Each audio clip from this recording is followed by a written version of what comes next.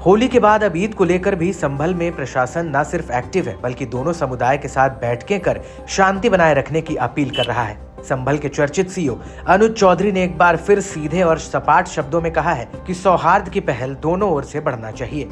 आप सब विश्वास के साथ रहें भाई, ऐसा कोई किसी के साथ कुछ वो नहीं होगा, पर हर आदमी को अपना अपना अधिकार है।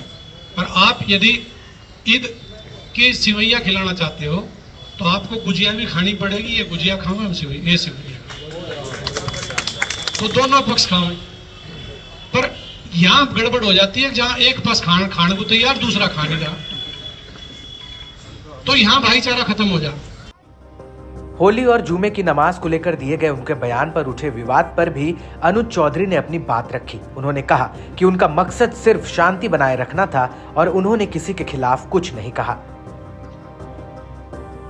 और जो पक्षपात का जो आरोप लगाते हैं या जो भी लगा रहे हैं, हमारा मकसद ये है भाई हर आदमी स्वतंत्र है, वो अपने तरीके से अपने त्योहार को मनाने के लिए स्वतंत्र। मैं उस चीज को दोबारा नहीं दोहराना चाहूंगा भाई मैंने क्या कहा था, पर किसी भी एक आदमी ने यदि मेरा वक्तव्य इतना गलत था तो वो उसे हाई कोर्ट में, सुप्रीम कोर्ट में क्यों चैलेंज नहीं किया, मुझे सजा करवाते।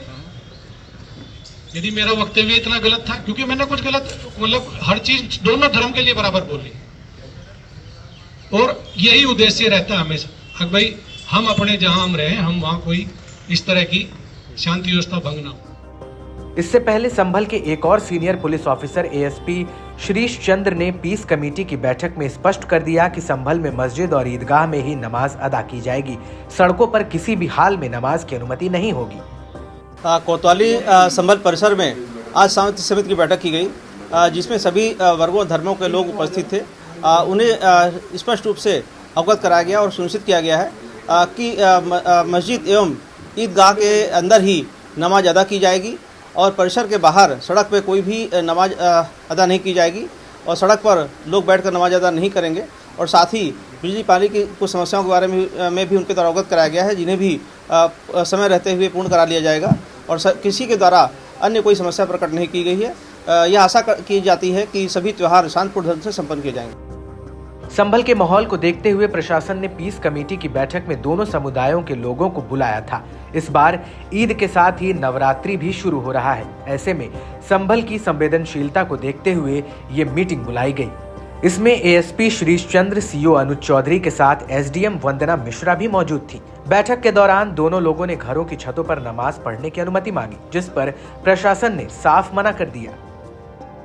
जैसे कि आपको जानकारी है, उसमें जो जियाउर रहमान हैं, सांसद हैं, उनके विरुद्ध एक अभियोग यहाँ पंजीकृत हुआ है, जो जिसकी विवेचना एसआईटी के द्वारा की जा रही है। उसमें माननीय उच्च न्यायालय के द्वारा उसमें ये इन्होंने एक अपील वहां पे की थी कि विवेचना में सहयोग करेंगे। उसी के क्रम में एक नोटिस इनको दिया गया है और इनको उसमें आके इनसे जो हम लोग पूछताछ करेंगे उसके लिए इनको नोटिस दिया गया है कि आप उसमें आइए, विवेचना में सहयोग कीजिए और जो हमारे विवेचनात्मक बिंदु हैं उस पर जो भी हमें उनसे पूछताछ करनी है वो पूछताछ हम उसमें करेंगे। क्या तारीख दी गई है? उसमें 8 अप्रैल की तारीख रखी है, चूंकि अभी शायद सत्र भी चल रहा है, तो उनके द्वारा यह अनुरोध किया गया था कि अभी मैं थोड़ा सा मुझे समय दे दिया जाए, तो उसमें 8 अप्रैल का समय दिया गया है। उधर संभल हिंसा केस में एसआईटी की जांच जारी है और संभल के सांसद जियाउर रहमान बर्ग को पूछताछ के लिए नोटिस दिया गया है। इसके लिए उन्हें 8 अप्रैल की तारीख दी गई है।